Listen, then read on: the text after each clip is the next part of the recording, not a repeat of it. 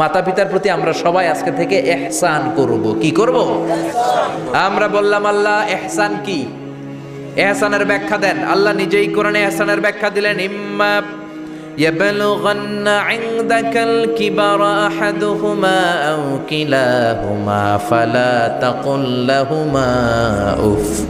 ইহসানের ব্যাখ্যা হলো, আল্লাহ বললেন ইহসানের ব্যাখ্যা কি? শোনো শোনো। ইহসানের 5টা ব্যাখ্যা আল্লাহ দিলেন। প্রথম ব্যাখ্যা হলো, মা বাবা যখন বার্ধক্যে উপনীত হয়, মা বাবার বয়স যখন 60 হয় 70 হয়, তখন তাদের কোনো কর্মকাণ্ডের কারণে ছেলে মেয়ে হিসেবে নাক ছিটকানো যাবে না, শব্দটাও করা যাবে না। কার কথা? মা বাবা আমাদের অনেকেরই বয়স হয়ে গেছে 60-70, আছে না নাই? বিছানায় পড়া, তাদের কোনো কাজে তাদের কোনো আচরণে নাক ছিটকানো যাবে? জোরে বলেন। আল্লাহ বলে খবরদার, নাক ছিটকানো তো দূরের কথা, কি যন্ত্রণা, এই কথাটাও বলা যাবে না। ঠিক কি না? এর কারণ আমরা যখন ছোট ছিলাম আমরা কম জ্বালাতন করি নাই। আমরা যখন ছোট ছিলাম কম কষ্ট মায়েরে দেই নাই। আপনার কত বছর আগের ঘটনা খেলা আছে? আপনার বয়স যখন 3, কি হয়েছিল খেলা আছে? তো 3 বছরের কথা যদি আপনার খেলা না থাকে, আপনার বয়স যখন 2 ছিল কি জ্বালাতন করছেন মনে আছে?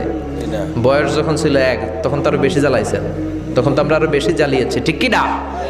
আল্লাহ বলেন তোমরাও কম জ্বালাও নাই, পেশাব পায়খানা করে ঘর ভরায় দিতা, শীতের রাতে বিছানা ঠান্ডা করে দিতা, ডান দিকে নিয়ে তোমার মা তোমার সাথে ঘুমালো, ডান দিকে পেশাব করে ভিজিয়ে দিয়েছো, তোমার মা তোমারে ঘর থেকে বের করে দেয় নাই, বাম দিকে আদর করে রেখেছে, বাম দিকে পেশাব করে ভিজিয়ে দিয়েছো, তারপরেও তোমার মা লাথি মেরে তোমারে ঘর থেকে বের করে দেয় নাই।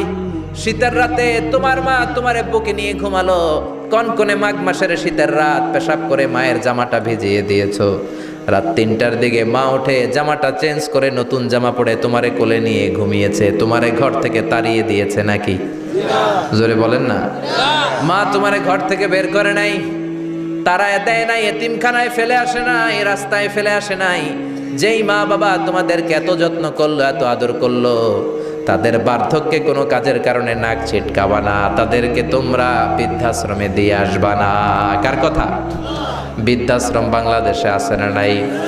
ছেলে আমার মস্ত মানুষ, মস্ত অফিসার, মস্ত ফ্ল্যাটে যায় না দেখা এপারে ওপার, নানান রকম জিনিস আর আসবাব দামি দামি, সবচেয়ে কম দামি ছিলাম একে মাত্র আমি। ছেলের আবার আমার প্রতি অগাধ সম্ভ্রম, আমার ঠিকানা তাই বৃদ্ধাশ্রম।